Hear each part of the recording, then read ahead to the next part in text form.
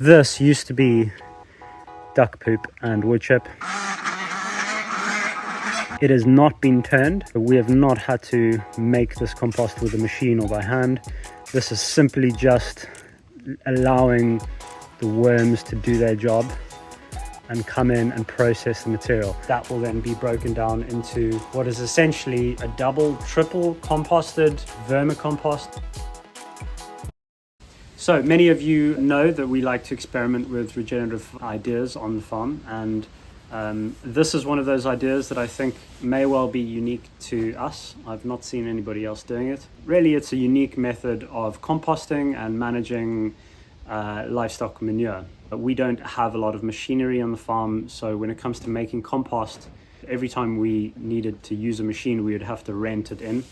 So this method reduces the need for turning. It reduces the amount of times we move the material around. It also creates a healthier environment for the animals inside. And in a nutshell, it combines two concepts. One of them is vermicomposting, and the other is deep litter bedding.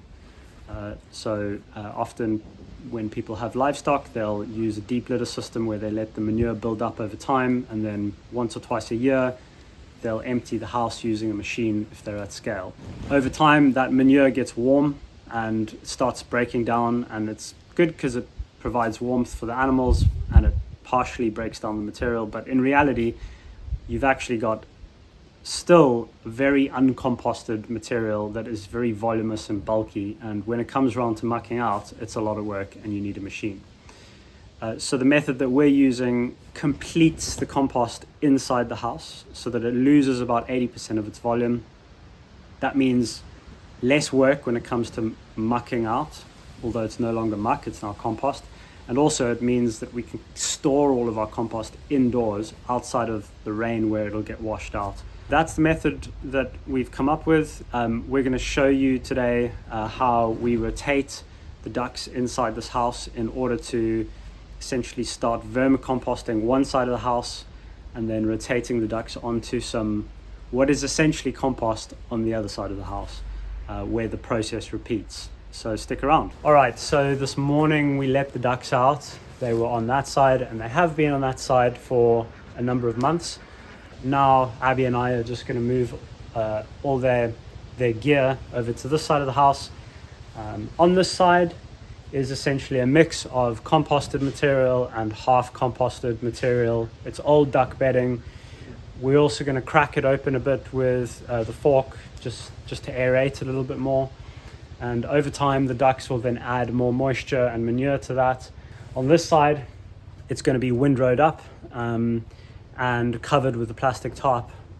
Also, we're going to inoculate it with some more worms, and then over the next couple of months, that will then be broken down into what is essentially a double, triple composted vermicompost, which can then be stored here and then used and accessed when we want. So yeah, this is essentially what the ducks are moving on to. And as you can see, there's still wood chips in there, but otherwise it's generally compost. And well, more specifically, it's worm casts.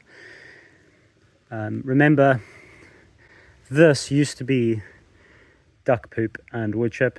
It has not been turned, so we have not had to make this compost with a machine or by hand. This is simply just allowing the worms to do their job and come in and process the material. The other thing just to say is that bedding livestock on something like this is incredible. It's rich with microbes, beneficial microbes, nematodes, fungi, and all of that contributes to a healthy environment for those animals, and it sucks up smell super quick. So it's actually a compost is actually a great bedding. And whilst most people could just use this straight up in their garden, we're actually adding more manure to this and letting the worms do more work. So it's like a triple dip compost. Without the worms, this is what you get.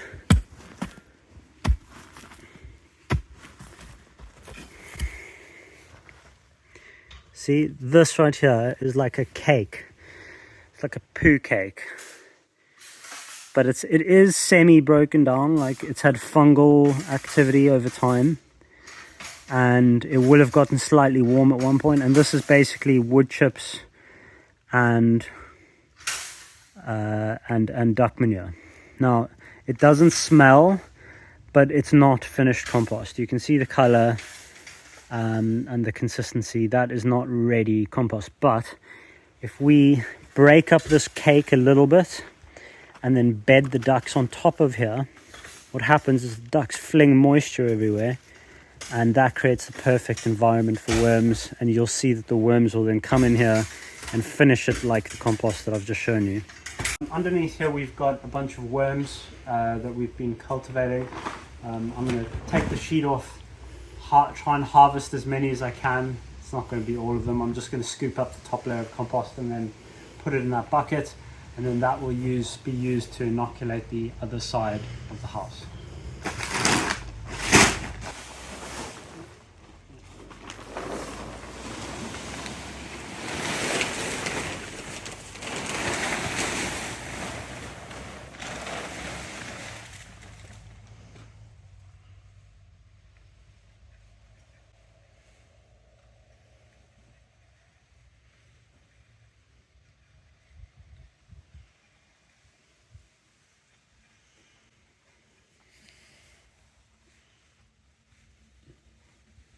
Maybe what I'll do is I'll go by hand there. Yeah, go get them.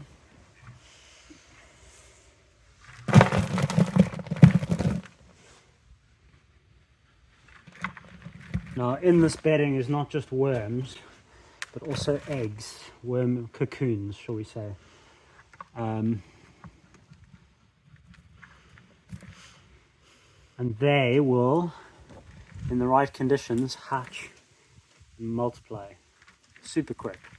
So it's not like you even need that many worms to move over to the next section. But the more you put there, the quicker the process, the quicker they will process the material. Let me have a look here, Abby. So cocoon there, can you see that? So that dark colored cocoon and that light colored cocoon, the amber one is closer to hatching, and that light yellow color one there is further away from hatching. So when we put that in there, we're not just worried about the worms, we also want those cocoons to move over. Some good stuff, right? Lovely thing is we know exactly what's gone into this, and it's just wood chips and duck poop and whatever waste feed that the ducks spill, which the worms eat. And that means that there are very little, if any, weed seeds in this.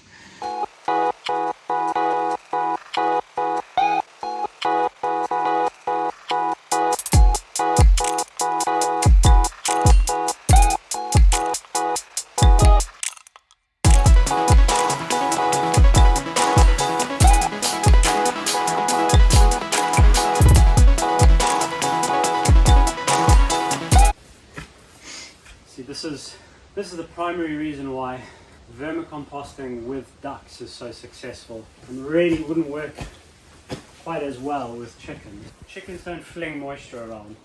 They're generally drier, less messy than ducks are. Ducks are very messy, they get everything wet, their poop's wet, their bills drip water everywhere. Oh, it's really dusty as I'm doing this.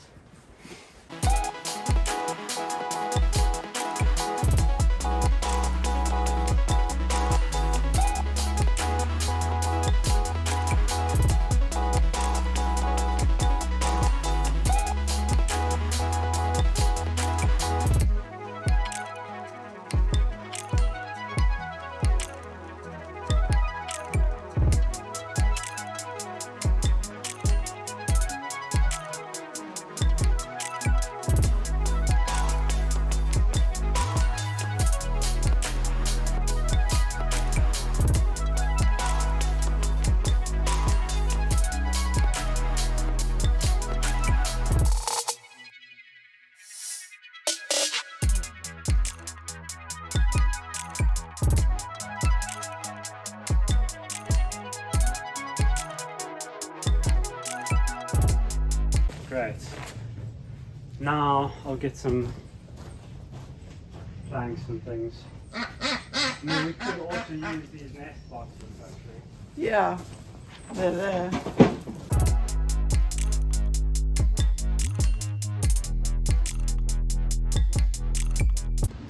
Okay, it's all done. So we've done the swap. I'm gonna go and put the ducks to bed now, and I totally expect them to be really confused.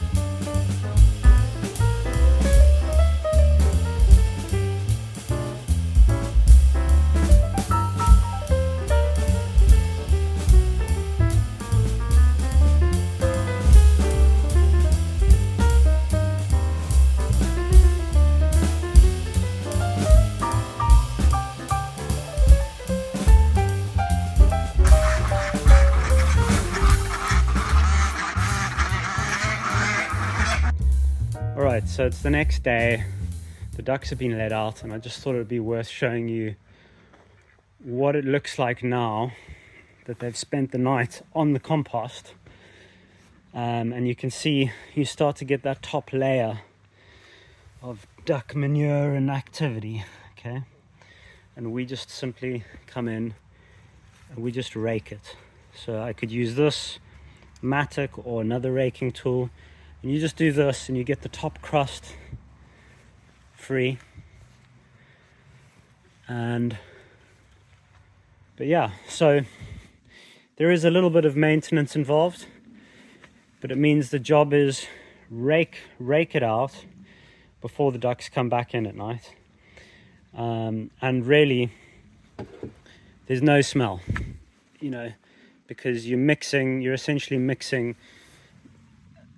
the duck poop into a really rich compost filled with worms. And so you're essentially doing this instead of spreading fresh carbon bedding over here. You come in, instead of doing that, you just rake it up and prepare it for the ducks to come to bed at night again. And you keep doing that over and over until eventually, over many months, it gets saturated and there's just too much. Basically, the bedding will need to rest and the worms will need to go to work on it, like what they're now doing on that side. So yeah, I'm going to get to work and rake all this up, and I hope you've enjoyed the video, and we will see you next time. Bye bye.